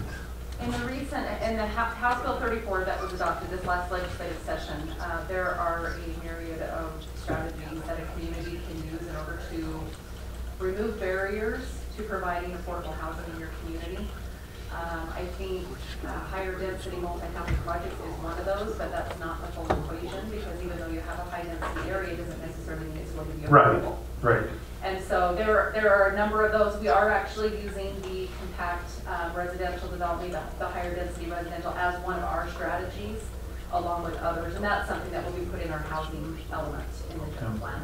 But that is, you're correct. But you can't update like old houses, or do old houses even count? Like is there? It comes down to the cost of the unit, if somebody's purchasing or if they're renting. And also looking at long-term, how long is that, are those affordable units available in the community? Are they for the first-time buyer, or are they, you know, long-term, possibly be restricted in perpetuity? So there's a lot of things that are involved with it. I was actually hoping that Scott Nyblack with Hortis and Associates would have been here tonight, because he is very involved in, you know, low-income housing projects, understands the rules, understands maybe some of the opportunities for communities, and I think that's something that we could still tap into as a resource. He was just unable to be here tonight, but I appreciate you asking the questions, because affordable housing is a big need, not only in the state of Utah, but throughout the nation. And so we do need to have the conversation and find ways that we can provide that in our community. But it is more than just the initial cost of the unit in order to meet those federal mandates and to provide, you know, employment and housing in our community. I got a couple of comments. One is there's a difference between low income and affordable housing. And this is, we have a lot of affordable housing by what the state says. This is actually low income housing because it's getting subsidized, and we don't really have a lot of that in the city. So there's a difference there. We only have 105 units in the community that are actually deed restricted for low income housing, like Councilmember Felix mentioned. 105 is all. And so when you see the need for the low income housing, you know, that's not a lot of units. Okay, any further discussion? If not, I'm ready for a motion. I'll make a motion that we adopt the resolution for the community revitalization plan. I'll second that. Okay, I have a motion that's been seconded. Roll call vote, starting with Councilman Christensen. Aye. Aye. Aye. Aye. Aye. Okay. Motion carries. Thank you. Number 2, resolution system improvements, participation / reimbursement agreement template. Travis. Mayor and Council, this one I hope is brief. It's in your packet, but what we're in essence trying to do is have an agreement that is standardized that you guys have approved, so that when a developer comes in and if we require a 12-inch water line and they're only required to put an 8-inch, then this form will be used for any of the utilities to basically do the reimbursement that we would do, and it's only for the pipe. So we don't reimburse them, you know, for the, like, because the trench is the same for an 8-inch pipe as it is a 10-inch pipe. So we just reimburse them that 2-inch size difference cost, and they still put it in. So that's all this is, to standardize that so that we don't have to bring every one of these to you guys. And as long as we can, you know, have it out of our budget, then we'll just, you know, reimburse the developer whatever that cost is, and then we don't have to go. It can be a lot faster process through our department. Any concerns from the legal side? If legal's good, I'm good. I worked through it already. I'm good with it. We would anticipate that we'd be pulling in and out paragraphs depending on what utilities we're talking about. So if we're upsizing the water line but not pressurized irrigation wouldn't be in there. But the first 4 or 5 paragraphs are identical, except each one's a different utility. Sure. And then it gets down to the trails, and it gets down to, but it's a template to be used by staff. And these type of things should have already been or will be brought for a budget adjustment. So they would either be in the budget to upsize for our system needs. And so it's not really a budget determination as we work with that, more of a consistency and doing the design work and those type of things.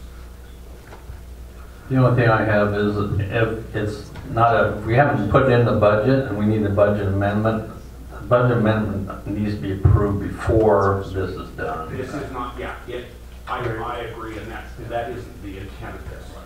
It's to secure something that's either in the budget, or if it's not in the budget, it has to be brought back for that purpose. And it wouldn't be this agreement, it would be the budget request that would be brought back. It's just a vehicle to make that happen. And okay, if there's no further discussion, I'm ready for a motion. I'll I'll make a motion that we accept the resolution of Payson City approving and authorizing the use of the Systems Improvement Participation Reimbursement Agreement template by staff for requesting and participating in the upsizing of developer-installed infrastructure to city-specified system needs and specifications.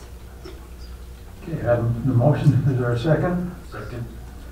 Okay, I have a motion. It's been seconded. Roll call vote starting with Councilwoman Hyatt. Aye. Aye. Aye. Aye. Motion carries. Okay, we'll go on to number 3, resolution proposed changes to the Payson Heights annexation agreement. Jill? Hey, Mayor and City Council, there are a couple of red lines that we have made in the Payson Heights annexation agreement. We felt that they were substantial enough that we probably should bring it back to you for your blessing before we finalize it and get signatures on the agreement. But once the annexation sponsor had reviewed or following his review of this annexation agreement, he wanted a little bit of clarification. So I've included those on pages, highlighted those on pages 3, 4, and 5 in your packet. The first one was, as you may remember, the applicant is, or the annexation sponsor is looking at dedicating about 146 acres to Payson City. We want to protect that property in perpetuity from any type of development in the future. And so we provided 2 different options in the annexation agreement of how that can be done. The applicant, well, there wasn't a dollar amount that was put in the agreement. We just said that the applicant would be responsible for the stewardship fund. And we don't know exactly what that amount will be, but he said, I need to at least have an amount in here so it's not an open-ended. We're already, dedicating so much land to the city, we would just prefer that there be a dollar amount in there. So the reason that we came up with the $20,000 is because from the get-go, the applicant has always been willing to contribute $20,000 to the improvement of trails on that dedicated property. And so he had just asked that that just be the amount that's included for the stewardship fund as well. So we've included that he'll participate up to $20,000. Just for disclosure, if we do move in that direction in the stewardship fund, or we do go in it with a conservation easement and a stewardship fund is required, if it is above $20,000, that would be the responsibility of Payson City. So they would provide. I have reached out to Utah Open Lands to see if I can get an estimate. I have not heard back from her, but we still feel that $20,000 is fair because there is another option also in this to be restricted property, which is shown on page number 4. And then on page number 5, he asked for some minor clarification in the fire protection requirements. The way that it was worded, when the city council reviewed it once before, he felt like all of the fire protection options listed were required. Where we intended it to be, these are requirements that could be required by the fire code. So he just wanted to clarify a little bit, to say, hey, we'll work with the fire chief to make sure that those requirements are addressed, which could include some of these listed in the agreement. And then also on number 3, the non-motorized trail system, he just wanted to cross-reference back to the 2 different options for the land preservation. He said, if I am going to improve the trails, I'll do that $20,000, but if I go the conservation route, then I'm not going to improve trails in the dedicated area. So it's just, some cross-reference between there. The applicant will still be required for any trails that are within the development area, so any connections through the residential development, but that would, limit what is done in the dedicated area if they choose to go with the land trust and the stewardship fund. So unless you have any questions for staff, these are the changes proposed by the annexation sponsor, and he would request that you approve these amendments. Any council discussion? If not, I guess I'm ready for a motion. I'll make the motion that we approve the amended changes to the Payson Heights annexation agreement. Okay, I have a motion and a second. Roll call vote starting with Councilman Christensen. Aye. Aye. Aye. Aye. Okay, motion carries. Number 4, 600 East striping plan. Ken?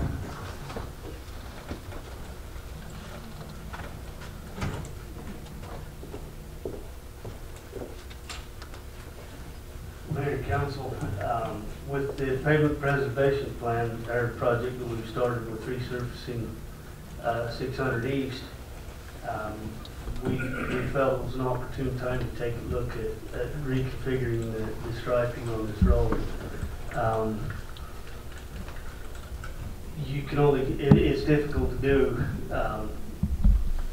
several times in a row. You only get one shot at it. So we bring this to council to address this issue and see what concerns and try to work through the process and make sure that the city council's comfortable with what we were doing.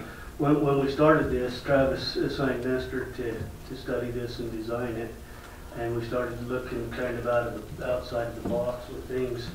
I know the mayor's been on in discussion with UDOT, and there's discussions with the school district with some of their new high schools and some of the corridors. I've gone through this as I've thought through it. For me, I can explain a lot of good things to the pros, if you will, with very few cons, very few negatives. But again, this is a decision that turns sometimes really political, and we want to make sure that we're trying to do what's in the best interest of the city. This is the 600 East. It is the scenic byway.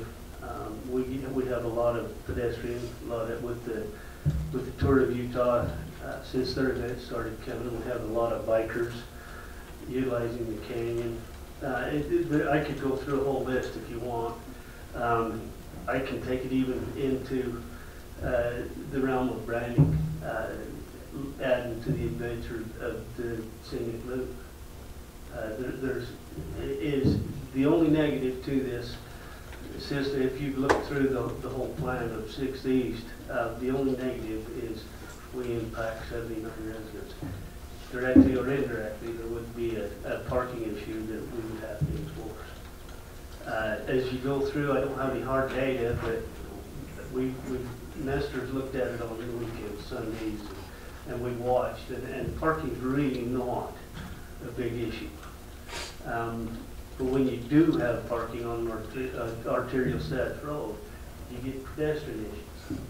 Kids running out behind the cars. This is an arterial status street. So again, we've looked at it from pretty much all the angles, and this is a proposal. Some of the pros, we're following the recommendations of the South Utah County Active Transportation Plan. This striping plan is proposed, promotes active transportation and ties in with paths, trails, bike lanes. This benefits an alternate mode of transportation. We've got businesses such as Q90 that most of their employees are located here because they have the park and they have the ability to ride their bikes. Conversely, we're not very bicycle friendly. No. So this is an opportunity to start the system and bring it into play. They're looking at a bike lane on 800 South in conjunction with UDOT. There's just a lot of moving parts to it. And this won't be the first project to change striping that comes through. I kind of, well, it's going to be off topic. Here I am. I know that they have also talked about changing the speed limit on this road. How would this affect that? Could we bump 5 miles an hour right now and kind of ease into that a little bit? I know they want it to go a little bit faster because it's a main arterial road and they're trying to divert traffic up and then down across 8 South. Yeah, what we'll do, Councilman, is when we get this done, the speed limit will stay the same. But once it's all resurfaced and restriped, then Nestor will do the traffic counts, and we'll look at the 85th percentile. And that'll tell us whether or not, through the engineering, it'll tell us whether or not it warrants an increase in speed. Okay. Personally, I think it's a little bit of a slow road, but and you're not, people that live on it, and you are, but it is, yeah. There's a lot of. I'm not saying 60 miles an hour. Let's go 5 and see where it Put goes. that in the Yeah, you're paper. exactly Councilman right. Christensen says Autobahn on 600 East. No, that comes after the improvements. Again, like I say. Okay, so it's something that has to be studied after the fact. It's not pull the Band-Aid off quick and do it all at once kind of deal. We'll do each thing in step, and then when it's final, then we'll address. In fact, Travis, do we still have the MAG traffic control plan? We could actually bring that back to you this winter. Travis still has it. That's what I'm referring to. Yeah, is that. yeah. That was what, 2 or 3 years ago. Yeah, that wasn't very long ago. We could resurrect that, and So- Travis would love to. Right. Back to you. I just want to make sure I understand the striping on here. So you've got bike lanes on both sides, is that what I'm seeing? Right. And then you said parking or issues, so are they not going to be able to park out in front of Bikini? That's no, technique, we can. Technique you can handle? We can look at that. Okay. I don't think. You're gonna make the whole street not parking, right? So we're striping all the way up to the canyon? It'll tie, the project ends right now, as it stands designed at 950 South. 950 South. If this striping plan passes, then we'll address the tie-in toward the canyon with the striping. We may adjust. So that goes the most of the way down 600 East though, and that's not too What's far that? from, that's not too far from the canyon. No, it's not. See, the road actually at 950 South starts to narrow to 38 feet. Yeah. So it's maybe somewhere in there, we'll have to do a transition area. I did voice my concern about this. I feel like it should run all the way to Arrowhead Trail. That's why I say this is the first of many to come. Right. But globally, there's a lot of, again, there's a lot of moving parts to this. And we're tying in with UDOT, we're tying in with Eagle School District with their highway, or their high school and things like that, with the transportation alternatives. There's a hill over the road where you go up kind of over a little hill and down as you're going south. The car is always right there and it just makes it kind of tight. And Just have a few questions for you. So the middle is a turn lane, Permissive left-hand turn. the whole way, okay. Is there a reason that we didn't put a wider bike lane, just do it on one side instead of trying to do bike lanes on both sides? You will have to ask the engineer. Direction of travel for bikes. Right, but a lot of times you'll still have just one bike lane where you do one side and then they go like this. And Most of it was based on direction of travel coming I think down. you get long borders and things like that. All the ones we did in Oregon, we have on both sides. Okay, another thing is I've noticed a lot of times now that they're putting green for the bike lanes and that. They're painting the lanes. Right. Not, This is a pretty bold step for me, let's not. I've been working on them a long time. Anyway. Oh, I agree with Councilman, some of the cities are changing colors and they're, this is getting to be state of the art, this is a big thing, countywide, nationwide. Yeah.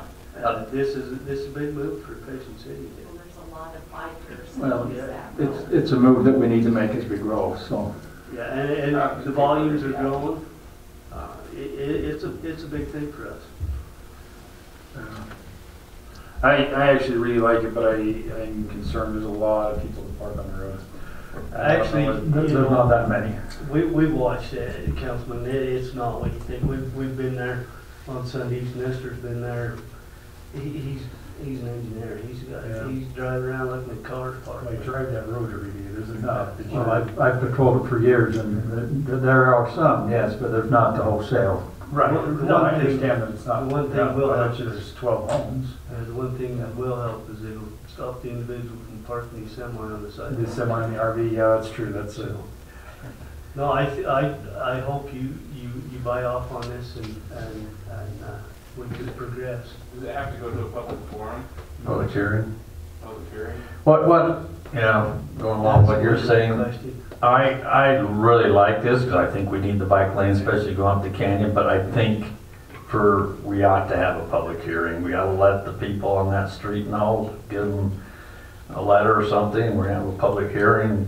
Because it'll quash a lot of problems if we can sit here and explain to it instead of just all of a sudden, here's what we're doing, and you never had a chance to hear about it or look at it. So that'd be my recommendation. I really like this too, but I kind of worry about it. I think you probably ought to have a public forum hearing as well. I mean, if when you build a building that impacts parking or anything else like that, we send notices out to the neighbors surrounding it. But I love this, and I would advocate for this. I just and while you're talking about this too, when they redo the main street with that water pipeline right there, you got that really weird left-hand turn and then straight and right. Can we look at that too? Like that painting is. At the light. Yeah, the traffic light on 800 South of Main Street. That doesn't make any sense to me. When that was built, that was actually designed originally because there was going to be a roundabout there. Oh, yeah. All right, let's do it. We need a roundabout just so the kids know how to drive in the stupid things. The driver's ed can take them and go around the roundabout ones. So as I understand it, this would not require a public hearing, but we would like to have one. For my constraints. Can we notice it and then make the decision next time? We'll have a full crowd. You may not have a full, you may not have a full crowd. We'll have a full crowd. Yeah, because we're gonna have the school pay for that. That's true, we'll have a big crowd. We might have to put chairs outside. Dave, you could just have it on the mic, off mic, couldn't you? Yeah. And then just once you get notice. Mayor, council, what I'm talking to Dave about is construction, the timing constraints on slurry seal and that. We're running up against weather, potential weather, I don't know. Can you paint it on the 5th of September? We could, yeah. But I don't know how we're gonna address temporary traffic control. There's some logistics to that. But again, that's. Yeah, because there'll be a lot of people going up there over Labor Day, holiday. We could try to get the word out on the next council meeting, which would be the 4th. We could set it on a date other than a council meeting, just have a night meeting, maybe a little sooner, but we still gotta get the word out. We have to send notice to each of those property owners. I don't want So another could we do meeting. that I'd almost tomorrow? rather do it next week so we can get it Yeah, done. I mean, I really don't want another meeting, but I'd rather not have two main ones stacked on top of each other. Would it be preferred to just deal with the residents that live there? There's 79 people. That's all, that's all. Yeah. We need to send notice to all those property owners, give them notice, hang a notice, do something about a meeting. We can do that tomorrow. We can get going. Just, Okay. when can you guys? Because you're talking about visitor parking too, right? Because I think that's the other concern, is even if there's not a lot of people parking on the street right now, they have X amount of space in their garage, and if they've got a family that comes over, where do they park? They can park Even if around it's the just once blocks. a year. I mean, you can still park around the I just don't blocks. want them blindsided. Yeah. Yeah. Take away their parking without them ever hearing and all stuff. Right. You know, this would be very touchy, but even, you know, and I understand that maybe some of the people would be against this and some of it would be in the middle for it, but it's something that we need to do for the I think it's a great addition. I just love to notice it and and it's transparency, it's communication versus bam, here you go. Okay, and I guess that's what I'm talking about is transparency, but it's something that we need to do. Yeah. Oh, I agree. Yeah, 100%. Like, it is awesome. I'm in Okay. favor of striping it this way. Okay. I just think we need to tell the people that it's gonna affect. Okay, yeah, I think that's good. That's- Yeah, it gives them a chance just to voice their opinion, whether We they can vote or. we can contact all of the people that we put call out. We can contact them and For next Wednesday. So, next Tuesday, the 27th, next Wednesday, the 28th, there is a planning commission meeting though. We could do it at 6. On the 28th, you could do it at 6 till 7 before the planning commission starts. That's all we would really need is an hour. Or Tuesday evening. I'm in favor of 6 to 7 on Wednesday. Either one works It for me. would give us an hour that we had to get it done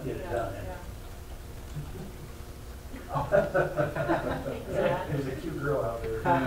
Stick your tongue out of Yeah. that. I'm okay with Tuesday. We can see if we get Or something. Wednesday works better for We me. can see if we get something in the paper tomorrow, so it won't come out till Wednesday during the day and it'd be that night. from 6 to 7. But we could also send, we put notice on each of the houses, send notice each property, or hang it on their door. On the car that hasn't been off the street. We could send a message through the Everbridge, to each of those homes through the phone system. Yeah. But if you guys can be there on the 28th, we can notice it. It'd be I think the extra step, but I think it's important to do it. Yeah, I agree. Sooner rather than later. Yeah. That goes fast enough for me. Any questions, please? Good job. Thank you. Thank you. It looks really nice. We want to notice the whole street. I know you're not stretching it down that far, but they could look at it down the belt and I thought, Yeah, let's keep it as streamlined as we can by still doing our fiduciary duty. Yeah. Okay, thank you, Ken. Thank you. Okay, moving to number 4, 600, number E, other discussion regarding 400 North and 300 East intersection improvements. Instead of saying Travis, I should say Brad. You want to start this? Well, first of all, okay, a little bit, this is my pet project, and I'm gonna own it. Sorry, I'm gonna own it. Okay, so I hate to see work be done and then torn back out. And so when I saw him trying to subdivide Wilson's property down on the bottom left-hand corner, I simply suggested, can we do a study and look at it and see what it would cost to straighten this intersection out? Because it does have a half a dog leg on it, and it's on an intersection where the kids go, and I actually asked the principal, I went and did some due diligence and looked around and taught, and she says they actually train the kids, they go out one block, come across, and then come back, rather than go through this intersection because there's no safe way for the kids to cross. The storm drains dip in real hard and heavy, they don't work out very well. That corner lot with the Wilsons is getting ready to have all new curb and gutter put into it because it doesn't currently meet standards, the bottom one, down one. Well, they're also. And that one they've bonded to put it in, and the house is sitting there, they're ready to put the sidewalk in. So if we tell them where to put the sidewalk in, I think it would probably save us quite a bit of money. And then that house on the corner is being torn down. I thought they already put the new one in. Is that That's not the one that's being torn down. Point to the one they're tearing down for me, would you? That one right there has just been bought by Nebo School District and being raised. Oh. And they have agreed to sell us a portion of that property, which will allow us to straighten the road out at 1/20th the cost of any other options we've seen. So that's kind of why it's been brought to us. Now granted, that still doesn't make it cheap, but at the same time, it's going to alleviate that dog leg, which currently right now, that's the main thoroughfare. If you get off, that's a protected throughway, but you get to there and it's that 4-way stop and kind of has to stop and you have to make it. And it looks, when you get there, it's worse than it looks. But anyway, I just hate to see 10 years down the road, people coming in complaining because their kids can't cross right there. The same problem we've got right now. I'd like to see us fix it when it's a minimal cost personally, but. Is this what it currently looks like? Or is this the proposed No, change? this is. Well, I mean, It, Because I was gonna say, It that doesn't have on the look curb gutter and sidewalk like it shows on this, but, yeah. but it is, I mean, it does show kind of how the offset is. This was Say that one of doesn't the make much cheapest. difference. This is the cheapest option. Will you show them the one that's? Nestor did 2 or 3 options. Yeah, this was one. I like number 3. This one was $520,000. No. This one right here is the one that's at $112,000 to straighten that intersection out Well, like that. that's how you were able to get it for so much cheaper. Because the district's tearing the house down. So the district will charge us $32,000 for the property. Is that what's on the? That's what's on the paperwork. I haven't heard what the Nebo was going to sell it to us for. But I've also been thinking that if that number's not close, what if we offered to let them throw that house away in our landfill for free in trade for the property? An option. Which would not, I mean, would that hinder you a ton, Kent, or would you be okay with that? It's a lot. I mean, it's quite a bit of money to throw a house in the garbage. That house would be about 600 tons. So How much is that? we don't want to tell them. $24,000. So if they wanted to trade, we could haul it off for them and throw it away or whatever we need to. Don't go there. No, not haul it away, but provide them a place to haul it to. I'm sorry, Kent. I will retract that from the minutes, please. It's not what I meant, it was a slip of tongue. They're fine. But, so then, the two corners that are needing to be replaced, somebody else is paying for the sidewalk. Still not cheap, but it is our cheapest option. Go to the third. That is the third. The other options are kind of real So funky. that top piece on the left, It has a house on it now. right, but you said they were gonna put part of carbon gutter in anyway? Yeah. With the So- new construction of the house, they have to. Right. Squirt it. So they would be paying for all that, right? Yeah. Well, this one down So there is is somebody in the house too. But- Somebody getting extra property there? Yeah, that's what I was gonna say, we can sell that property. Well, we have to keep, unless you wanna move all the utilities, it's Oh. gonna raise Can we have an a easement? lot of costs. We could have an easement though. Yeah, we could have these, but. Have them mow it. That's the only thing I care about is them mowing in water. Right. Yeah. Yeah. No. Well, probably not. But there's a few things that have thrown red flags here. I know that MAG study that we talked about, this intersection right here, 400 North is a main thoroughfare on the MAG's plan because it's already got an overpass at the freeway. So there is a potential that could eventually become a wide road. And as I drive up past the Icelandic monument on 3rd South in Spanish Fork, and I look at that offset road, I think, you know, I don't want, why can't we make roads that are a little bit more straight? But I know it is an expenditure, and it's, I mean, we don't have to, I don't think we have to make a decision today, do we, Travis? But it's kind of just a discussion, throwing it out there. That was Just that's on not the option we a wanted. side note, like I like that, but, I don't like well, So your It's cheapest not my ideal, but option it's- is 277. Oh, I thought it was 120. I think I read one line up when I was reading it. oh, Travis, will you take us through all three options, please? So this is option one, which is kind of keeping it like it is, but obviously adding all the improvements. We still have to buy some property, and that one, that investor's estimate was 416,000. This is option two, which is going into that property on the southwest corner, which the estimate was 511,000.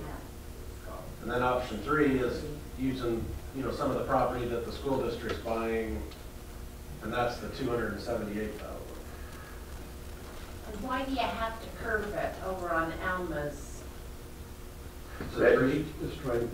Just so they line up. So that the intersections are straight across from each other, and then you have, obviously the curve isn't very far away, because Yeah, you have to curve it. to fix that, we've got to go back even farther, and then you've got to get into more properties to do that, so. Like I said, it's hard to do these offset ones because you don't have a lot of room to fix them. So have we done a study to see for safety kids, because is there grants and money you can get for safety? There's been no accidents at this intersection that we have. So we couldn't ever probably get a grant for school safety because we're putting sidewalks in and, Yeah, the accident count is non-existent. Yeah. that's all you look at, even for kids crossing That's what streets? factors into it, but the key element of safety or the accident history, if I remember right. Dave probably could tell you more. We don't have Is there sidewalk curbs there? just another thing to think about too, like if we're thinking about changing this, we had another group here earlier that's asking for stop signs or a cross guard that would be a lot less expensive than this. And more kids right now anyway. So it's food for thought. That's why it was brought up. I actually like this. I think in the long term, like it is expensive, and we don't have to, but you're gonna have a lot more people driving through town, and to have your roads straight, and for your kids as well too. And I wonder what it's going to do when the new road comes. Well, The new that I off-ramp. mean, You've driven that road a lot. yeah, I do too. drives me nuts. It doesn't Like when you go when you go to a stop, and then you've gotta like drive sideways. But if the road curves, like roads naturally curve all the time. Who let this happen, but you know, I don't even think we need to change it. Yeah, roads naturally curve, and they're not that I problem. think we need to take care of the other schools that have Well, yeah, so I think the need is a lot more pressing in other areas.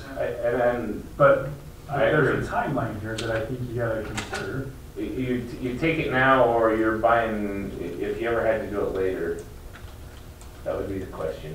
Maybe you could just take it, like, so we have it, but we don't have to do it right now. Like where they bought that house, so you could. What's he gonna do with that? Well, so they're gonna, aren't they gonna use it for parking for the house? Something, either expanding the playground that's right there, the bus turn zone, what, I don't know what Nebo School District. And where they move that house in. If we're gonna move that. What are you gonna do with that piece of property? Put grass in it. The one up on 700 East that we did similar to this, we still have, we own it and maintain it. Yeah. Mow the grass, sprinkler systems, everything. I mean, I wasn't around at that time. My understanding was the homeowner says, no, I don't want to deal with that much more grass, and turned it away. But I noticed the new homeowners were out there watering the dirt patch the other day where they ran the pipeline across the middle of it. So they obviously care more, but I don't know. That's why it was just a discussion. Well, we can check with the school district and find out, you know, what their timeline is. I mean, like Tracy, we could probably purchase that property but not do anything for a while. But the house on the other side is bonded for curb and gutter. I guess we could just hold that until there's just moving parts. But yeah, it's expensive and there's other priorities. There's a problem there though. If you go look at it right now, that corner, the 4th north stretch of it really needs to be done, even if it, just because there's drainage issues there. That'll come with the installation on that new house. Yeah, and it will come. That's why I say I don't want to curtail something that needs to happen, but I mean, wanted to fill what was here. And honestly, this went a lot farther than my quick little text and said, hey, should we look at that before they build the house? Right, Dave? That's exactly what the text was. I just wanted to explore it. There's a bunch of utilities on it that make it super expensive to shift it the other way. But. And that's why we brought it here, because when it deals with that kind of money, it needs to be a group that decides. You just can't have one council member. Not that I don't like Brad, but.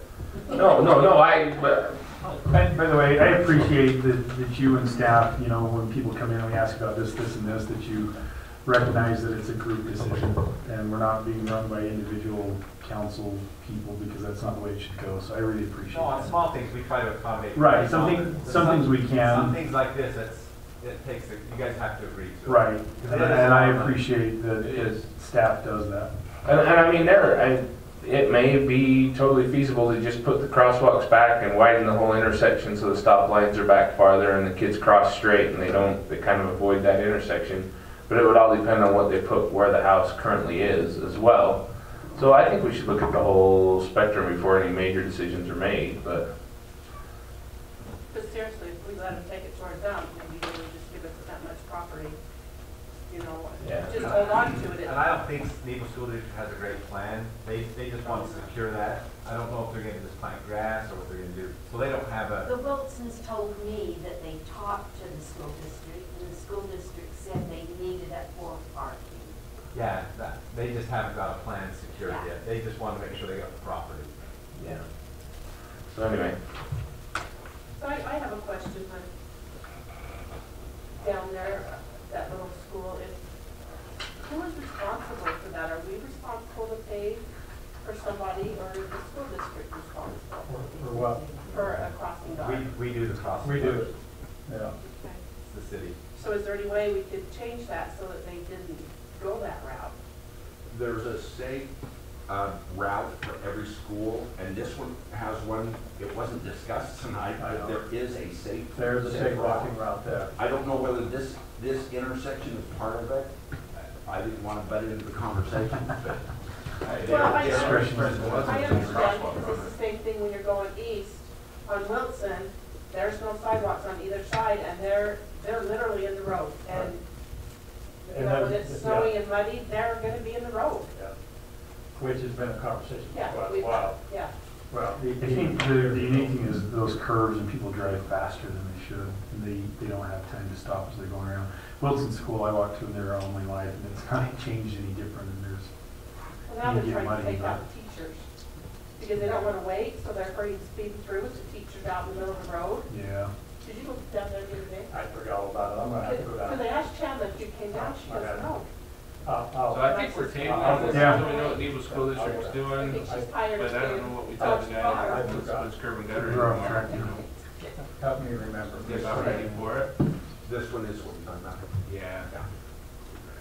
So, And I don't want to restart the conversation by the elementary school that I also live by, and all three of my kids went to, but to just go put sidewalk in, we would have to buy property, possibly move utilities, because that's where the public utility easements are. They don't want their stuff underneath the sidewalk if they can help it. So it is a more detailed thing than just go put some sidewalk in and then give the kids a place to walk where there is no sidewalk over there. I know, and she didn't care, but anyhow, but, you know, we've talked about a lot of different options with that one, you know, if there's any way of putting a crossing guard there and it doesn't put us at risk, then maybe that would be the easiest way to do And that. take away the parking from, you know, different times of the day. Yeah, yeah. I just closed Yeah, there's more than one option that we could maybe look at. Okay, are we done this with Brett? Are we done, Brett? Okay. I'm glad you brought that before. Yeah. Okay, I'll entertain motion F, or adjourn to a closed session. I'll entertain that. Yeah, what's the general reason for Well, it? we've got, you know, Personnel or is it I'll property? make a personnel and motion. property. Okay, I'll make a motion that we adjourn to a closed session. second. Okay, roll call starting with Councilwoman Hyatt. Aye. I Okay. We are in closed session then.